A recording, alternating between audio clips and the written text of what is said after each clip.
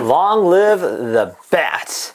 Big special thanks to Mattel for sending over this exclusive for free for us to review. This year's the SDCC Hot Wheels Premium Batman set. So it talks about the Batmobile specifically, and then I believe this has all the different variations of them. Really cool. It even has like a little ghost display of different comic books as well.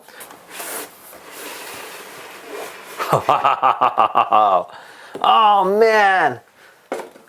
Now this is cool. Check it out. So it's actually a really interesting looking diorama display showcasing all the different versions of the Batman from 1966 to 2022. Moving our way from the left to the right here, you have the OG one right here, and he has a little character as well of Batman standing next to it.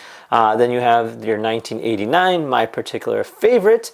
And then you have 1992 based off the animated series. And then you have Batman Forever, Batman Begins, and 2022, The Batman. So that is actually really cool. Oh man, what an absolute amazing piece.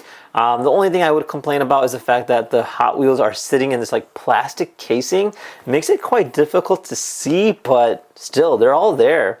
And obviously you could technically remove that, but then the characters would kind of fall on their face. So just be careful with that. But yes, really, really cool.